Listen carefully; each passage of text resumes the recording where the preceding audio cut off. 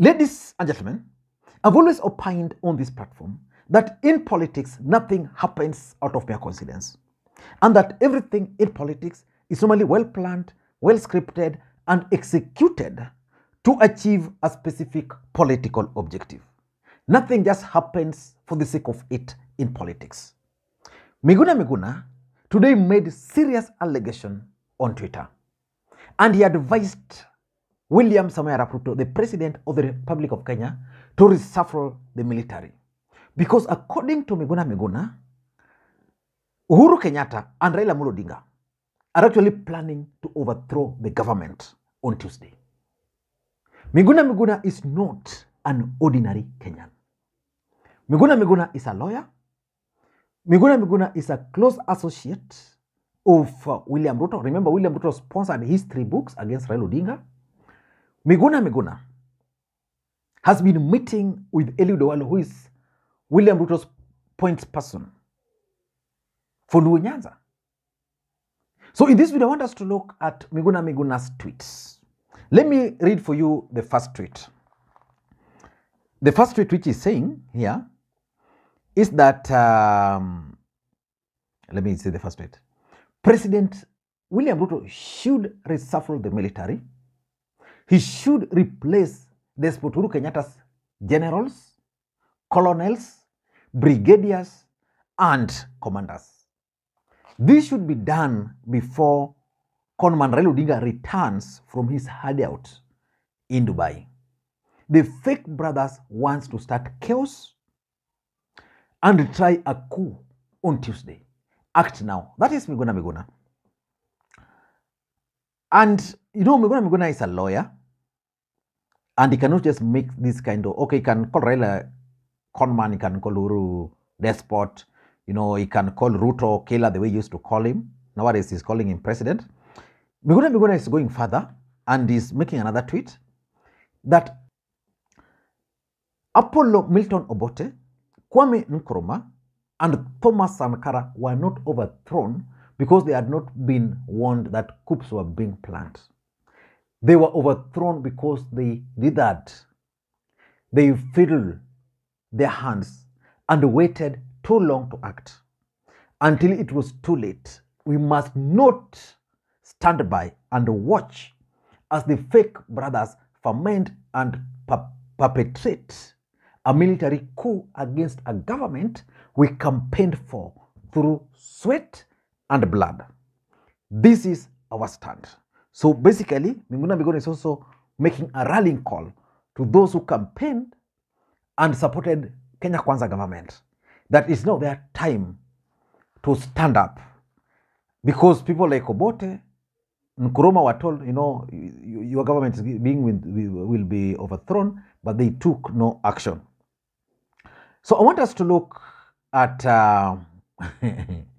at these tweets by Miguna Miguna. Before we do that, for those who are watching this channel for the first time, please take a second or two, click that subscribe button so that next time we produce a video like this, YouTube will automatically notify you. And to the subscribers, I want to continue thanking you guys for your continued support. Because without the support, this channel cannot be where it is now. Let us get straight to the point. Number one, why do you think Miguna Miguna is making this weird allegation? Why do you think he's making it? For me, I think Kenya Kwanza is scared of Uhuru Kenyatta. They've tried all possible means and methods to persuade Uhuru Kenyatta to retire from politics. They've tried intimidating Uhuru Kenyatta to to retire from politics. But Uhuru Kenyatta has said no. Uhuru Kenyatta's activities are being witnessed. And they believe that Uhuru Kenyatta is the force behind Raila Odinga. And they believe that the demonstrations we are witnessing can actually escalate to a Sri Lanka kind of revolution. So if you ask me, Kenya Kwanza is scared of Uhuru Kenyatta. And the fact that Uhuru Kenyatta stepped out today is the reason they are talking of coup. Let me just read for you one of his responses to Miguna Miguna, to Mike Sonko, because Mike Sonko had also suggested was actually laughing at Uhuru. And Miguna Miguna made some comment. Where is it? Where is that comment? Miguna Miguna made some comment. Yes, this one here. That Despot Uhuru wants to cause an elite fracture in order to provoke the military, which President Ruto has not reshuffled, to perpetrate a coup. President Ruto must act decisively against this conspiracy. They are testing the waters. It means the move by Uhuru Kenyatta to leave his comfort today. Remember, Uhuru Kenyatta is a former commander-in-chief. To leave his house and go to Jubilee headquarters is something which has really scared these guys to death. Number two, I also tend to think that Miguna Miguna is being used to send a message with an aim of locking out Ogolla from rising to lead the army. You know, Ogolla is currently positioned alongside Majabadi to be the, the head of the military of the Republic of Kenya. But strategically, for some strange reason, because remember, in our military, they have a way of the way they have. I mean, they have a way of doing their things. Then there is that Tonje rule. That Tonje rule favors two individuals. The two individuals are perceived to be close to Uhuru Kenyatta. Ogolla is accused to have gone to Bomas of Kenya to force Wafula Chebukati to declare Raila Odinga. And therefore, according to Kenya Kwanza, he should not be anywhere near military.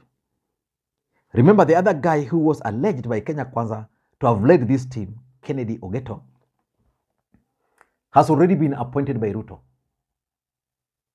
So we will be waiting to see how they are going to navigate this. Because if they were to leave out Ogolla, most people will believe that is being done because he's a Luo.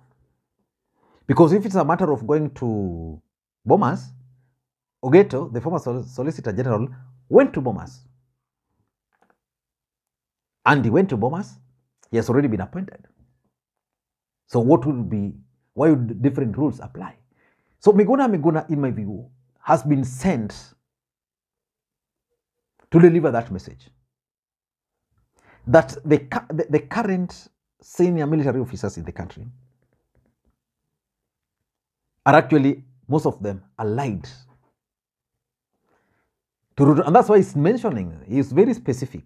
He's very, very specific. Miguna Miguna is very specific on what he's saying, that the majors, the generals, the brigadiers should be reshuffled. And maybe if they are reshuffled, you know how they'll be replaced.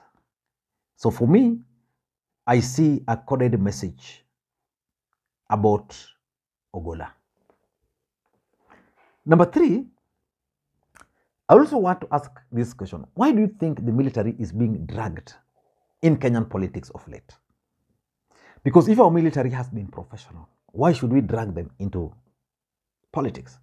The other day, I saw veterans, alleged veterans, asking Ruto to accept to meet with Raila Odinga. I don't think that should be the order of the day, because once a military, always a military. So when you allow them to make those kind of comments, for me, I don't think it's right. But why would we drag our military into politics? That's another question. But now listen to this. Are there plans to arrest Uhuru and Raila over these issues of coup? Because the only way you can arrest Raila and Uhuru is on the ground that they are organizing a military coup against the government. Is Miguna Miguna being used to lay the ground? So that when this thing will happen, then someone will say, Raila and Uhuru were planning. to overthrow an legitimately elected president of the Republic of Kenya? I don't know. I'm just asking.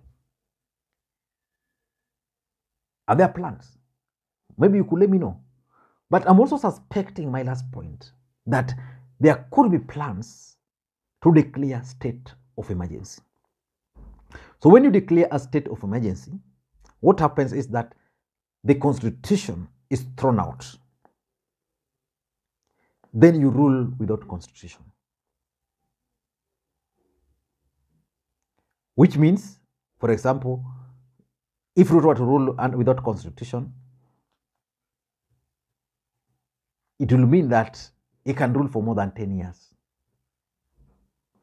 Maybe the next 3 years organizing things, then a constitution will be put in place. Then we'll say he's contesting for the first time again. Just thinking. Let me know your thoughts. But I don't want to take Miguna Miguna's statement lightly. Thank you guys, and may you have a good day. Bye-bye.